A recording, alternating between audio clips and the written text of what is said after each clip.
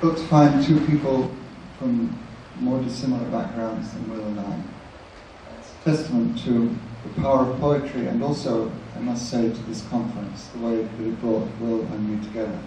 I feel enormous affection for Will, and I think he feels the same for me. I really felt a kindred spirit from a completely different tradition, and I think he feels the same for me. I'm very touched and very honoured to be part of this gathering for Will. I'll read the opening of the psalm and then we'll read it close. Psalm 139. O Lord, thou hast searched me and known me. Thou knowest my down-sitting and mine uprising. Thou understandest my thought afar off. Thou compassest my path and my lying down, and art acquainted with all my ways. For there is not a word in my tongue, but lo, O Lord, thou knowest it altogether. Thou hast beset me behind and before, and laid thine hand upon me. Such knowledge is too wonderful for me. It is high, I cannot attain unto it. Whither shall I go from thy spirit? Or whither shall I flee from thy presence?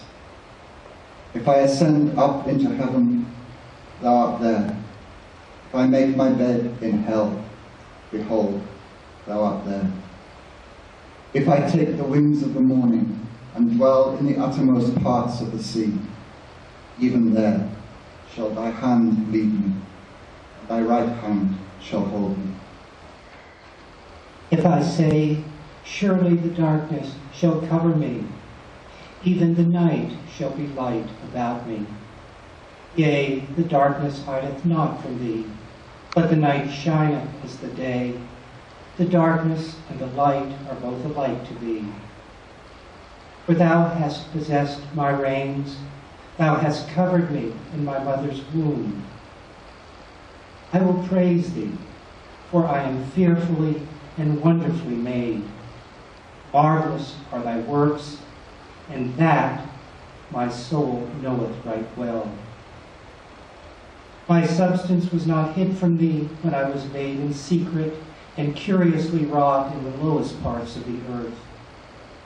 Thine eyes did see my substance, yet being imperfect.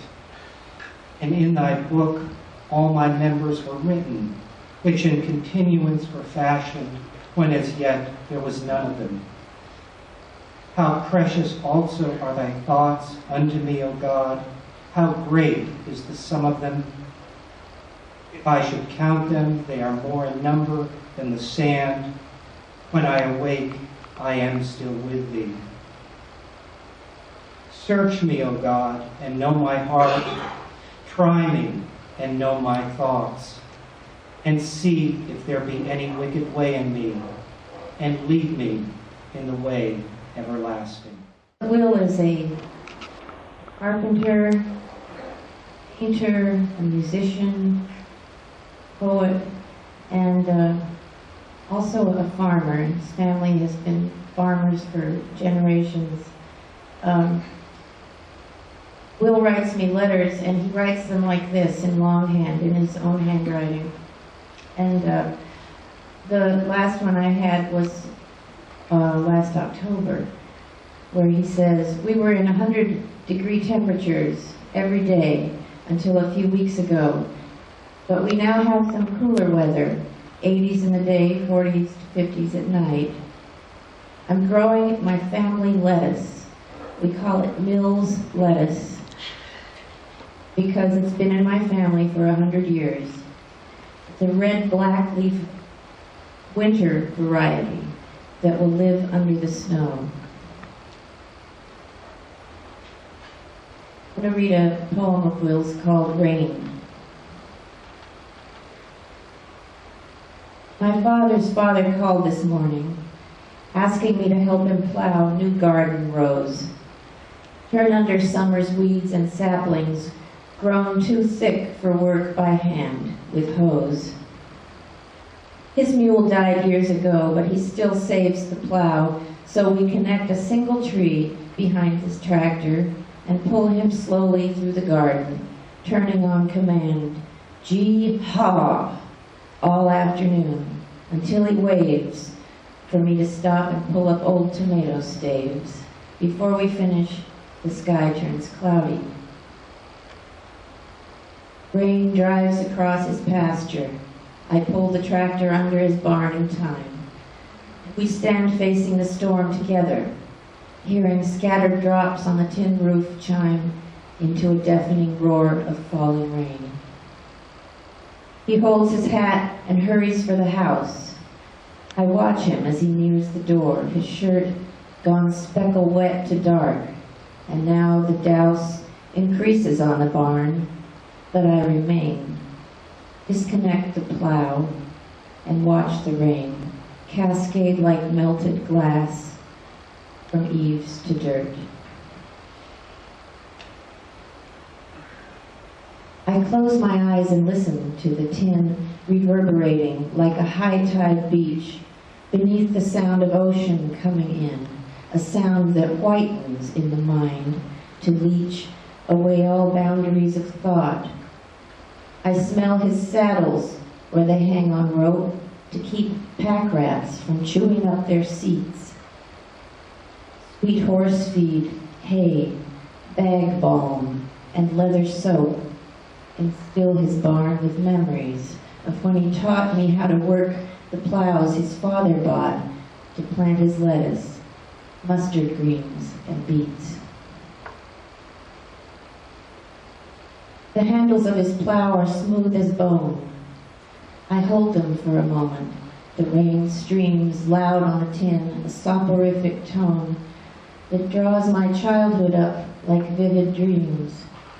I remember someone telling me when I was only 5, my glass of water came from my grandparents' own artesian well.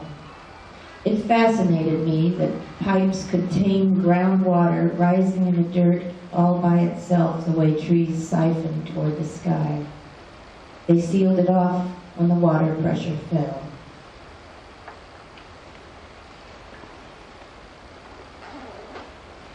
And I have heard that rain stays underground for 20 years or more before it filters upward from the earth, unbound and formless on the skyline's shore. But I cannot remember being told when my grandfather's well was drilled, or where the piping rose to bend elbows of water in the house. And now I'm filled with questions. Rain when I was 5 years old could still be drinkable and cold. Childhood gurgles up and overflows. My grandfather stands on the porch waiting.